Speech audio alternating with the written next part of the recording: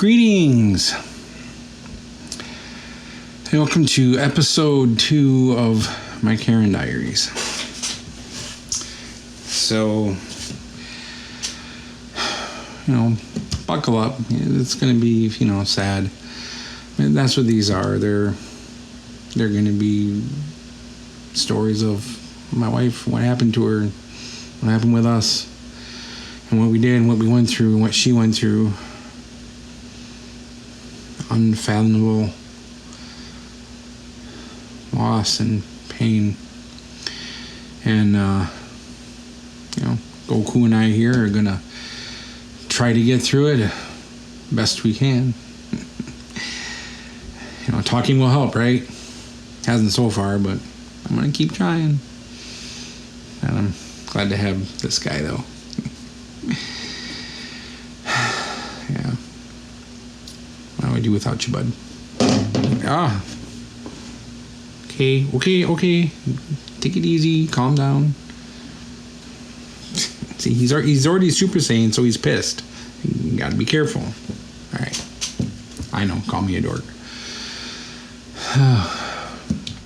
But there is something I was going to talk about, though, real quick, before getting into everything, and that's kind of a fun fact. I have been talking about maybe getting a cat. And I think I know I put it on Facebook a long time ago about getting a cat, but I just didn't have the money. I don't have the resources right now, especially if I get surprise vet bills. I don't have the money to do it. I've been living very check to check lately, and summertime is pretty skimpy as a bus driver, and I have taken on a second job, so just try to make ends meet. But right now it's not a good time. I can't take care of a kitty. So, but I do want a kitty. I've been keeping an eye on the Humane Society, and I'm kind of being picky about it, though. I mean, I want a female, because males tend to spray everywhere. Even if they're neutered, they still spray, or they pee anyway. Females are less likely to do that. They can be a little more bitchy, but I find females to be a lot more loving than the males for kitties. Easy, Dion. You're talking about your wife in this episode. You gotta talk nice about women. Well, I'm not, past women may not have been so loving, but my wife was the most loving, so no worries there.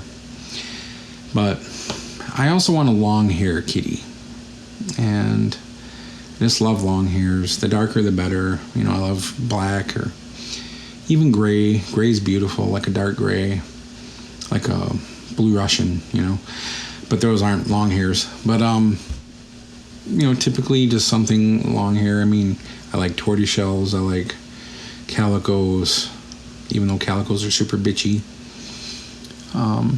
But it would be nice to have something else living in here with me that's not quite a human being, Don't really want a human around too much. But a cat would probably be cool. A dog's too much work because I have to be home all the time for a dog. And I love dogs and I love cats. So I think out of the two, a cat would be better. Hopefully she doesn't chew my wires when I do it. Anyway, enough about that. So first I want to start out with this by saying, first after the cat stuff, that I want to apologize for something I said before. I think I kind of said it wrong. Sorry. Oh, I just peeked all my stuff out there. And I said something about, that no one has helped me, and that, people can't say the right things. And I said something like, if you can't help, don't try. Here's what I mean by that. I'm not belittling anyone. I'm not ungrateful for those that have talked to me at all. I love every single one of you guys. Every person that's in my life, I love you. You wouldn't be in my life if I didn't. And there have been people that have helped me. They have said things to me that have been extremely profound and made me see things differently. They haven't helped me necessarily deal with grief per se, but they have given me bright spots to revisit sometimes when I need to. And the two things mostly are just things that remind me that the memories she gave me in her last year of life are gifts to me.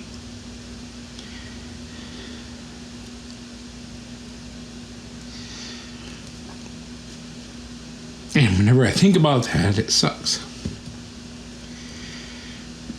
I don't know if you guys are the same way as me, but I get imagery in my head when I hear certain phrases or things, or even music. And granted, music is usually sexual things that pop in my head, so I guess I'm just a perv that way. But with words, phrases, certain things pop in my head. And her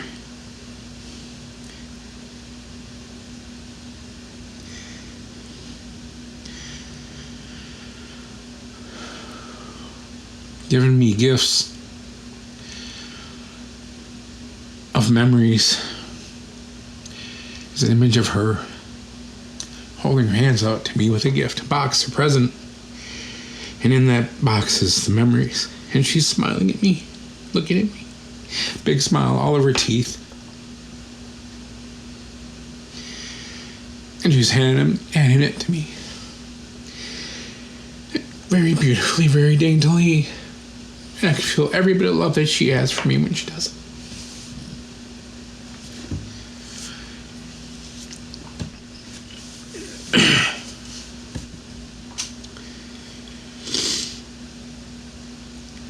I'm sorry about the tears. This is one thing that hasn't been improving either, is the tears. I may not do them every day anymore. It cuts down to maybe every other day now, or maybe I'll get a two day break in between, but they're coming in a lot harder now instead of before when I could just do it for a few minutes and I'm done. Now it's a longer time and it's a lot deeper and I cry a lot harder.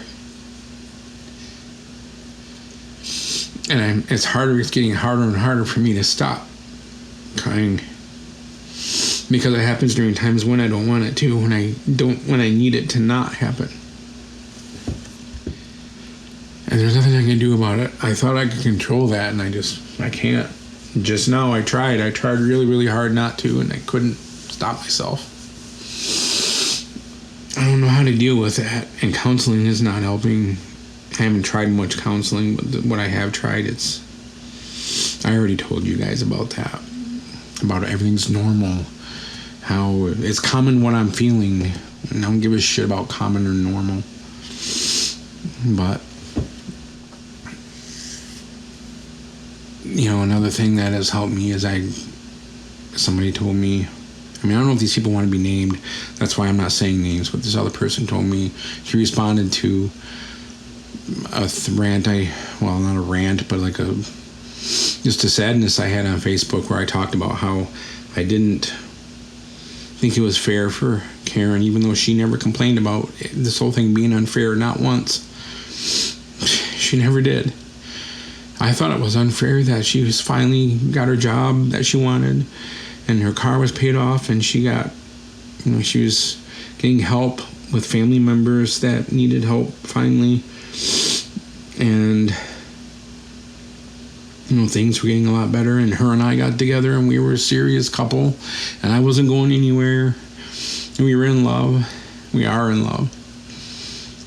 And I moved in and we were together. I miss that so much.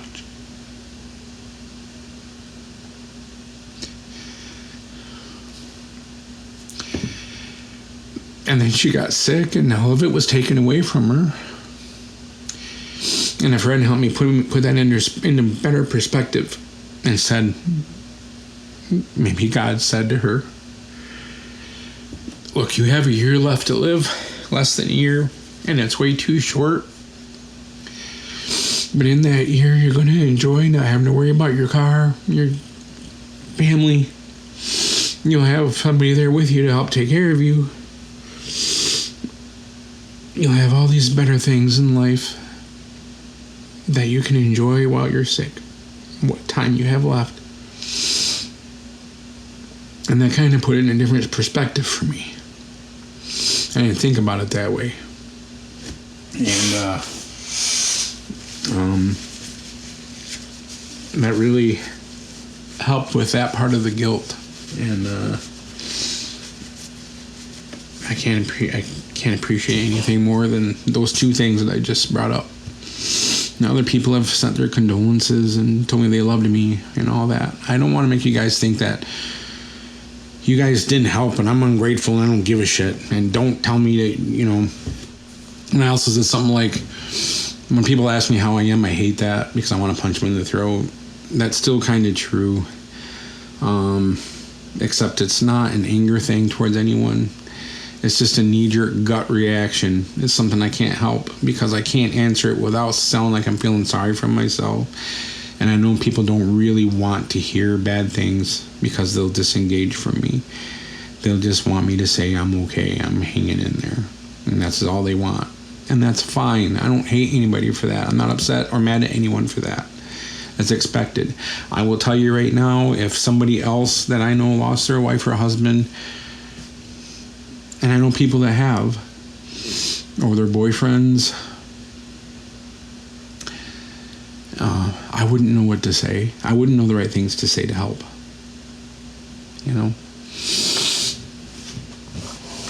So I don't blame anyone for not knowing the right things to say, but if you don't know the things to say, please don't try to help, because you're probably going to make it worse, especially if you disengage from them and act like you're bored. Because that's happened several times to me. And that hurts. That cuts you deep.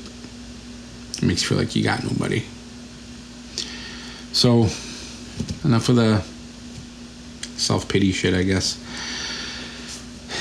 So, I'm going to go on and a few things that we dealt with her. And this is the part where it's more for people that may be experiencing something like this and about to go through it. Maybe what to expect a little bit. But I don't know if it'll help you or not. Everybody's cancer is different. Everybody's experiences are different. So, but the first day of the day of the first surgery. Sorry, my mind's a little jumbled right now. A little messed up. I'm going to kind of start the story from there because I've already told you the story of how she went down and had seizures at work. And what happened at the hospital after we got there and her mix-ups, with the CAT scans being somebody else's CAT scan and her wristband being somebody else's wristband. Excuse me, holy moly. And sorry, that's the crying. So now I'm going to go from part to part from here on out. I'm going to start with the day of the first surgery.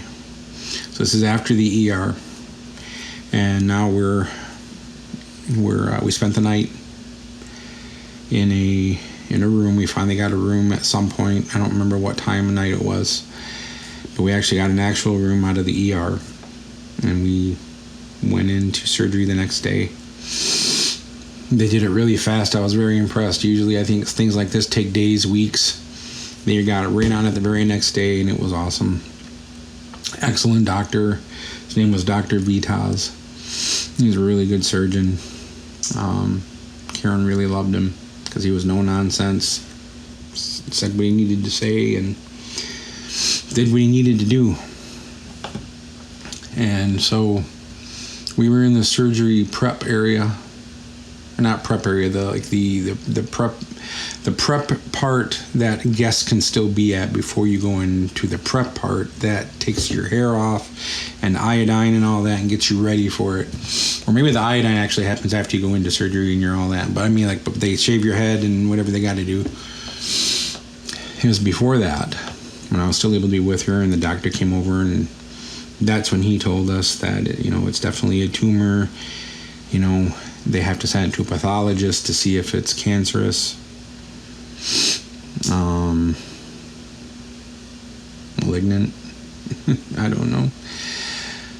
And that's when he told us that he's very certain it was cancerous, and very certain that it was aggressive, stage 4, and very certain it was going to cut her life short.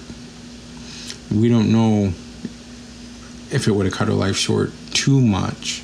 I mean, it probably would have, but we didn't get a chance to find out because of all the infections that happened. That made her finally throw in the towel and say no more.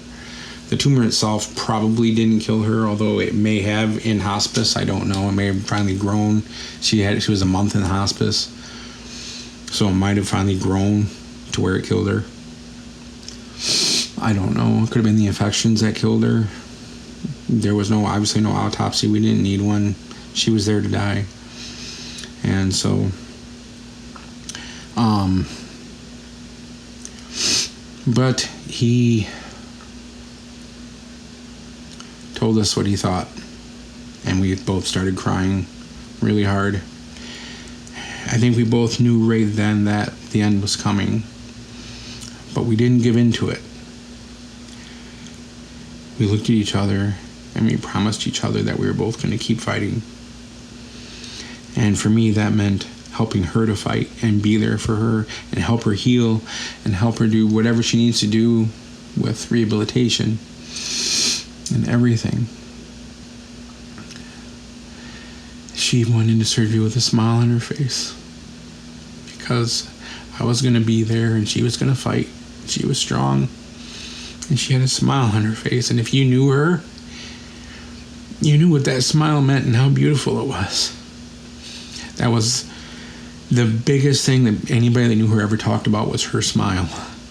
She had the most beautiful smile. And everybody loved it. It earned her the nickname Sunshine. She was called Sunshine since I knew her when we were 16, 17 years old. I met her when we were 13 and 14, but that many years she was called Sunshine because she was just so bright. Her smile was so bright. Sorry about all the sniffles. So I went into surgery with a smile on her face. And she had the surgery, and I waited, and that was a long surgery. But it wasn't super long. I don't remember how many hours it was. The second surgery she had was a lot longer, and that one we'll come to later. That's way down the road. That was last October we had that surgery. So, but this one is the one that she had December 31st of 2021. And she came out of surgery, and I was there when she came out, woke up. And I gave her all the good news that they took out almost the entire tumor. And they couldn't get every tiny little bit of it because tentacles reach out into the brain, and it's hard to get those. So without damaging brain, they already knew that there was probably going to be some damage, which there was. Because when she woke up, she lost all the vision of her on her left side. And that doesn't mean her left eye. That means in both eyes, they were split like this. And she could see everything from the middle to the right in each eye. But the middle to the left was gone. It's the occipital part of the brain. And they knew that it was probably going to do that to her. And they warned us ahead of time that she could be partially or completely blind to the left side. And she ended up being completely blind to the left side. And that was kind of hard for her to swallow, but she still took it like a champ. She still smiled. She had some adjustments she had to do. She described everything because of the steroids she was on and the meds she was on. The steroids mostly did this to her because after she got off the meds, the pain meds, she still had some pain meds to take at home, like just little pills, but she had to stay on steroids for a while. And the steroids made her see everything as cartoons. And she said that my face would always shift all the time, and that I had these dark outlines around all the features of my face that made me look like I was animated. And her son too, and the cat, especially the cat. So she had a fun time with that. It didn't really seem to bother her. She laughed at it more than anything. She enjoyed it. TV though kind of bothered her because she was trying to concentrate on stuff on the TV, and it was hard for her to watch things sometimes. And that went on for a while. Probably a couple of months. as long as she had to take the steroids. But she was on and off steroids the entire time she was living after that anyway. So, but we had tremendous power in ourselves to fight. And she still had all of her strength. And then we had to start the appointments and the rehab. And at first, she did all the rehab. We went to the rehab appointments themselves. We both got trained on what she needed to do at home. And at home, we did them. We did the things that we needed to do. And I helped her every time. And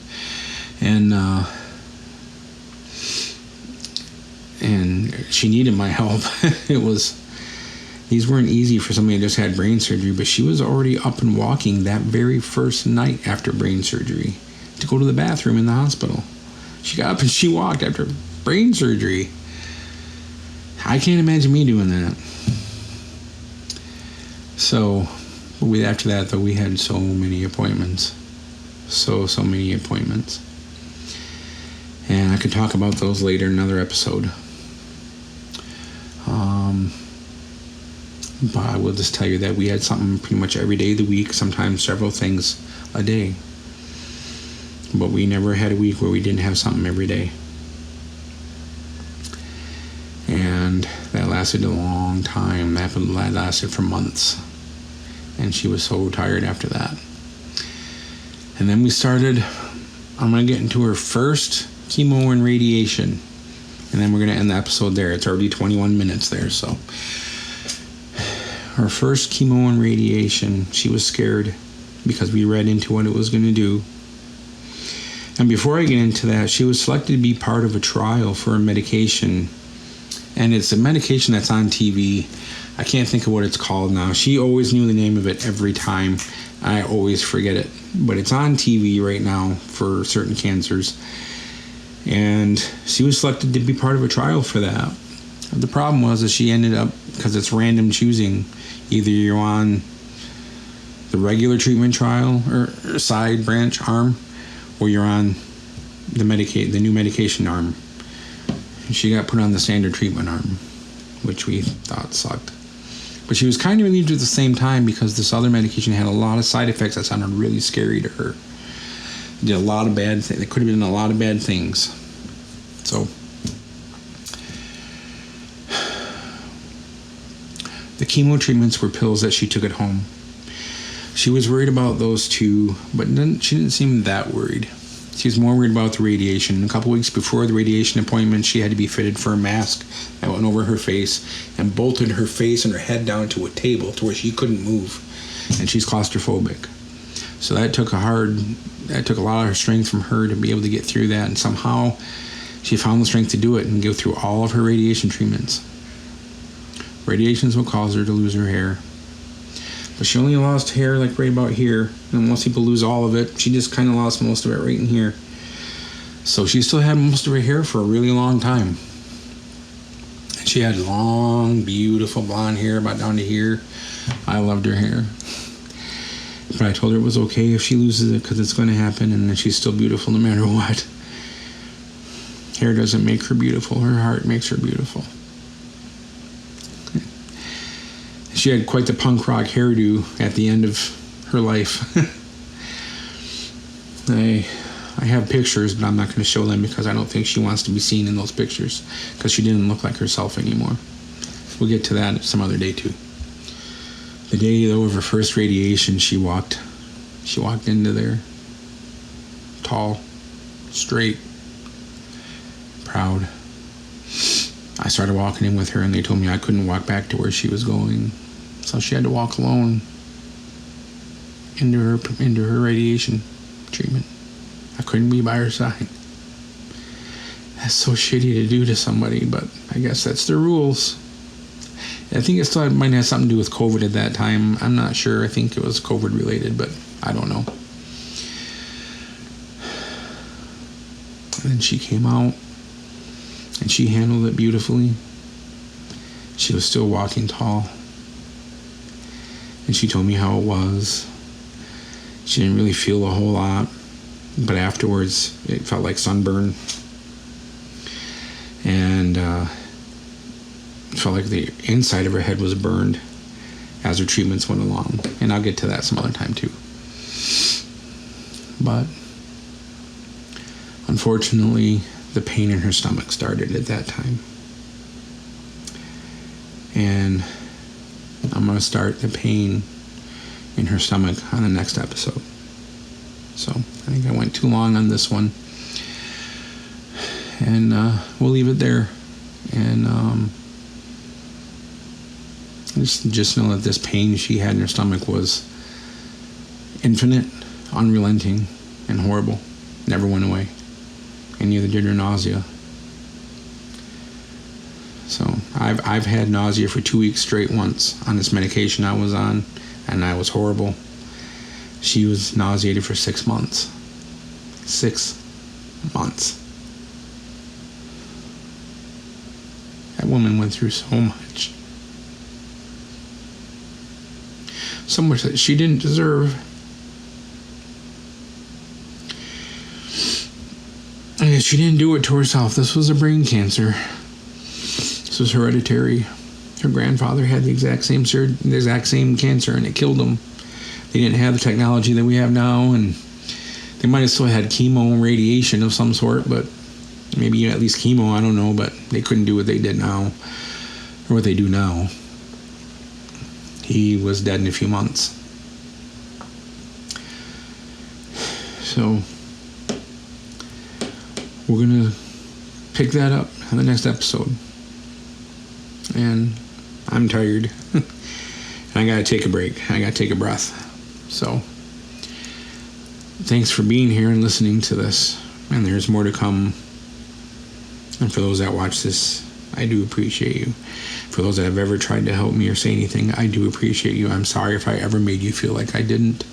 I love every one of my friends. And a couple members of my family, 2 cousins in particular, and my son, of course, and my daughter. I love them. That's it. Nobody else in my family I love. Well, there's another cousin too. I guess she's cool. She just started talking to me recently too, sort of. But whatever. All right. I'll catch you next time. Goku and I say farewell. And thank you for being here with me and for me. We'll see you next time.